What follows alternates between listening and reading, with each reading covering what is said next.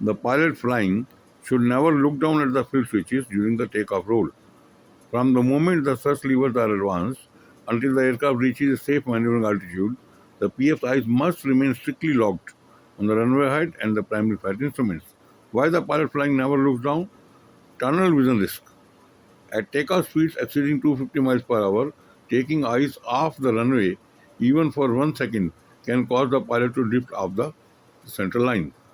Now, with this sort of standard operating procedure for the pilot flying, it is a very, very strong circumstantial and factual evidence in the Air India 171 crash that the severe one pilot telling the other, "Why did you cut off?" No pilot on the earth will say these words unless he has actually seen the switches being cut off. And as we just seen above and stated above as per the SOP, co-pilot was the pilot flying. So he could not have been seeing the fuel switches down at any stage. So he has not spoken these words because he could not see the switches being moved. So it is the only other captain who is the monitoring captain. He is seeing all the switches and all the things inside the cockpit. And possibly from this all the circumstantial evidence, he suddenly seeing the the co-pilot doing this thing and suddenly putting the switches to cut off has spoken these words, "Why did you cut off?" Now, this is a very, very strong piece of evidence. And anybody who is commenting about the technical things and other things, engine failures and the electrical failures and the red deploying, comes later. Because the first point, the central point is the CVR evidence. Why did you cut off? So no theory can be accepted which does not answer about these words having spoken as per the CVR. Now CVR is having the four channels, and it should be identifiable from which channel, which of the four channels this voice was spoken, whether it was on the captain mic or the co-pilot mic or not. So it should be easier for the investigators to look at the Burgo channels. Now I come to the various theories uh, in support of this, the point that the co-pilot has actually moved the switches. Why?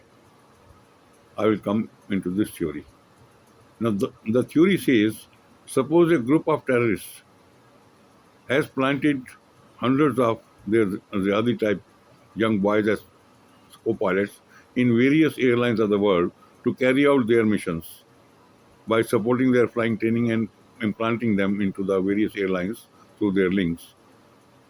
Now, these hundreds of the Ziyadis as their soldiers of the terrorists will be obeying their orders now to carry out the suicide missions and to take away the aircraft like MS-370.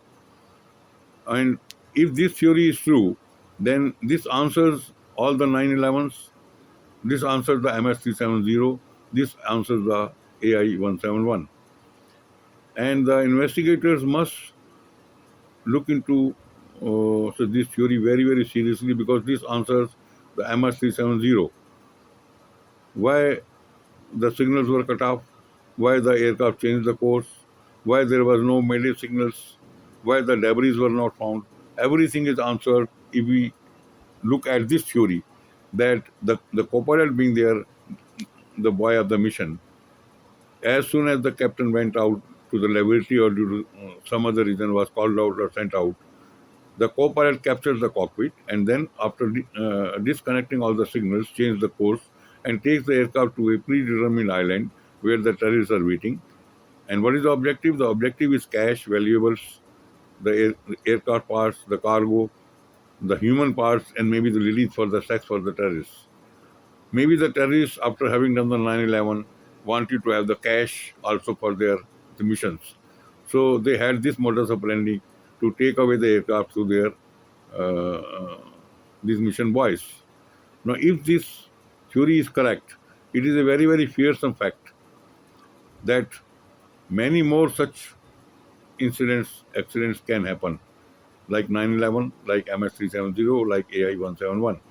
In the case of AI-171, another thing is worth noticing is that there was a Godhra incident in Gujarat, and this VVIP on board was instrumental in the leadership uh, of the Gujarat as the chief minister. And recently there was a the Supreme Court judgment also about the Godhra incident, say accused. So maybe the terrorists who were the masterminds, they did not so like this, and they wanted to eliminate some of this VIP who was on board on the AI-171, and they operated through their say one of the jihadis who could be the co-pilot. Now the investigators must look at this angle also, and if they see the links of this co-pilot, if they see his funding of the flying training, his funds, his bank accounts from all the times when he was doing the flying training, who had funded, from where the funds came, and for the last 1 month, so before the crash, his all call records, where all he went, to whom all he talked, all these things, if you try to track, uh, it is likely that you may lead to the masterminds of this particular accident.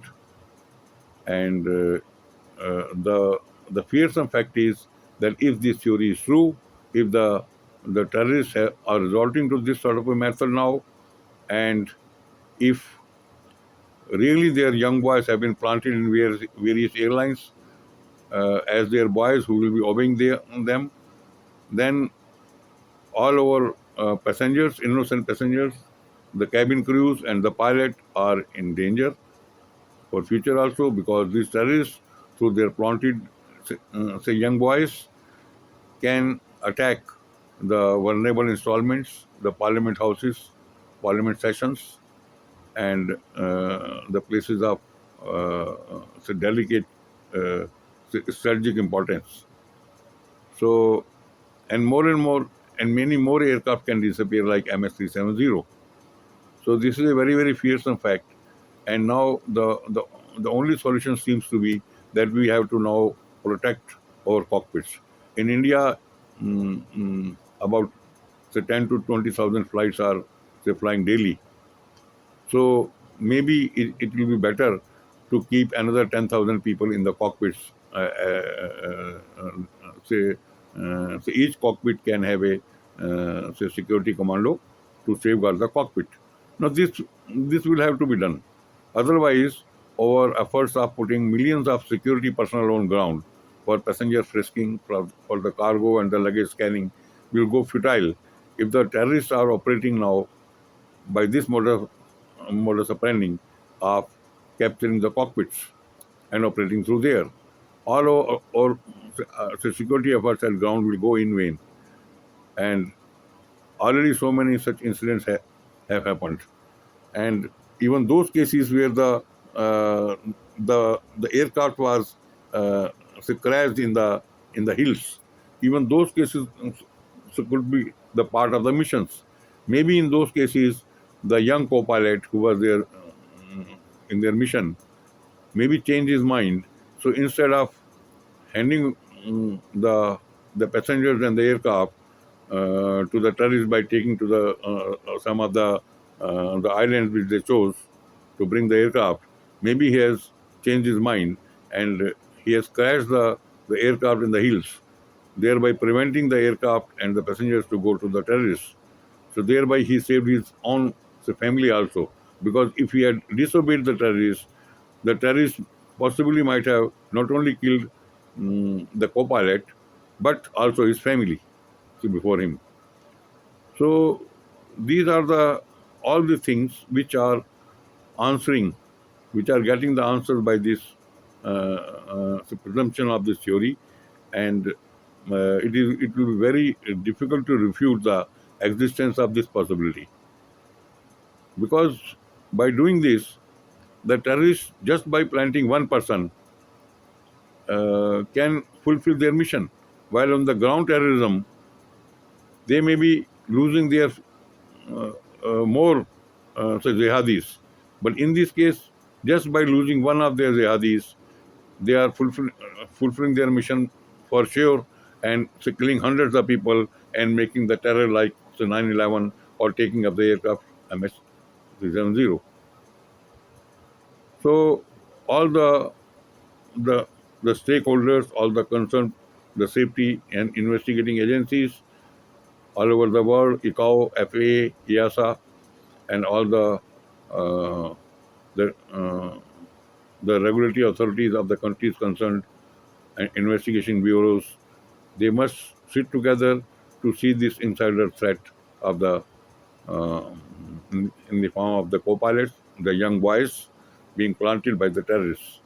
They must have a thorough discussion at a common place like Geneva, like the Washington, maybe the New Delhi, and they should sit together and make a decision how to fulfill this safety gap that the cockpits should be secured. The critics may say that they cannot afford more the security people, but putting another few lakhs the security persons uh, in the all the cockpits will be worth, because we have already put the millions of security people on the ground, which are frisking and the scanning and the luggage and the cargo, and the passengers are being put to the inconveniences, and all these things are happening. But the terrorists might have found this thing as a alternative, it's a method of fulfilling their missions. And they are eliminating the VIPs at their whims. They are terrorizing by the activities like say 9/11. The 3-4 aircraft were taken away in the case of 9/11 and crashed. So jihadis will feel that if their one jihadi can fulfill the mission, then it is a sure shot, it is more effective way of doing the things, and they must be resorting to this thing. So it is a very, very serious threat to all of us, and the agencies should take it very seriously, because in very near future, more of the such events can happen. I would like to also share my concern about the Baramati case. In that case also, there is a possibility of some terror act. Why I will support my answer with this thing? Because as per the video clips, in the clips, it is seen that the aircraft suddenly drifted towards the left on the finals, and then when going towards the left uncontrolled. Now this is technically not feasible unless some of the left side structures were hit by some bullets or something and got damaged. So other than that, there is no possibility of this thing happening. And the investigating boards, the people must look for the presence of uh, the, the the gunpowder, the evidence in the debris. Because if the bullets were hit, the sniffer dogs can sense the debris even at the later stage.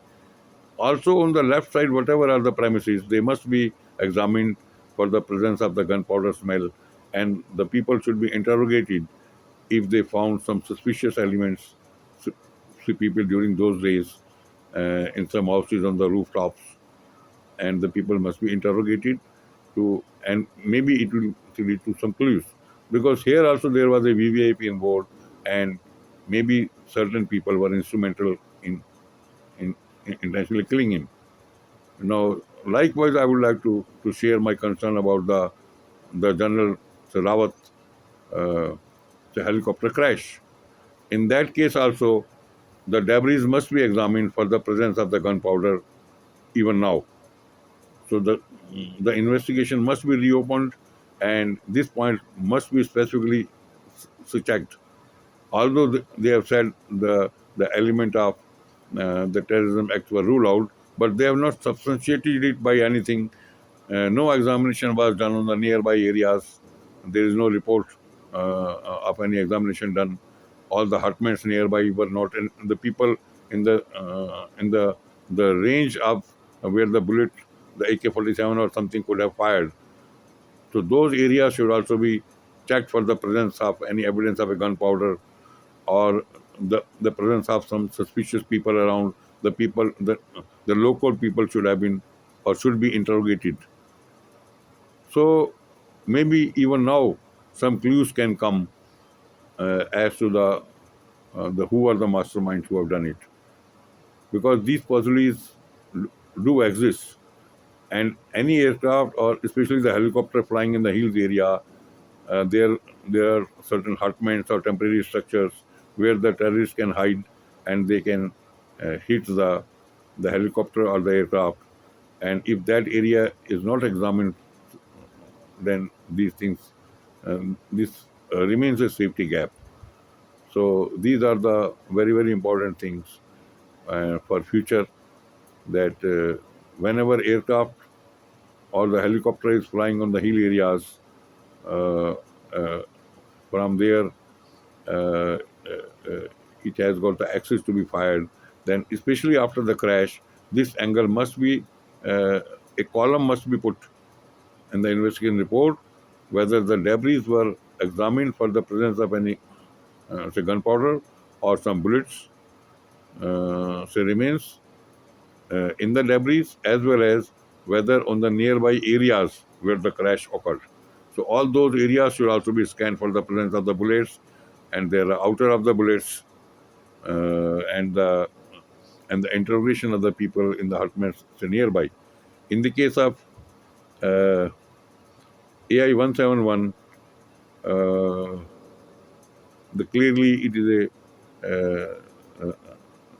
a suicidal, uh, say, attempt action done by the co-pilot, because he was not supposed to see at the fuel control valves and the fuel valves, and thus he could not have spoken these words in the CVR.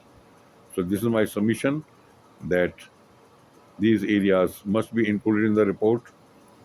These A thorough investigation must be done, and to satisfy the critics. So not only the co-pilot, okay, they may check the antecedents of the flying records and everything of the pilot also.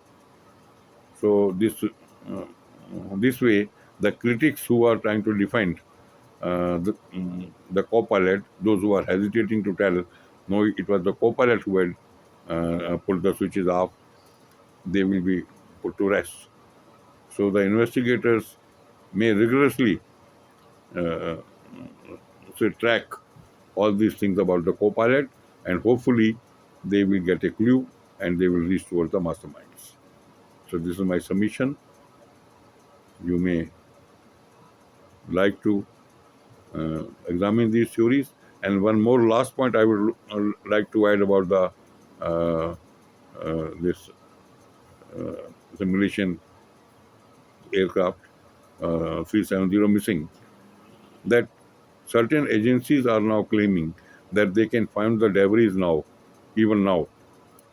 Now, once my this theory is substantiated, then this aircraft must be hidden underground in some private islands to get hidden from the satellite also.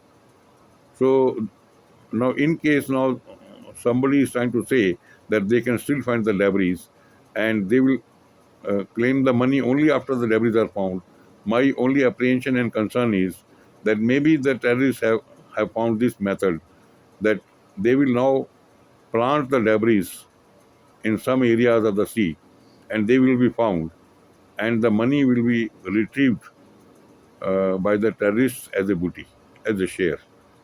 So all concerned must be vigilant on this point also, that if someone says that the debris can be found, and now claiming that they will only claim the money in case the debris are found, my strong suspicion is that this could be also an attempt of the terrorists having approached such agencies, that okay, now we will throw the debris there and you can claim the money, uh, uh, say $1 trillion or something, and then they can have the another the cash flow for to carry out their missions.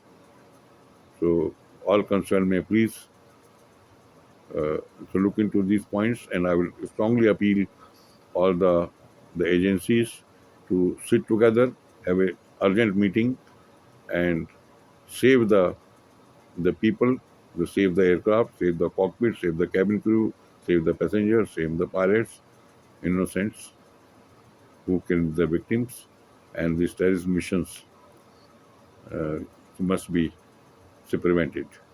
Thank you.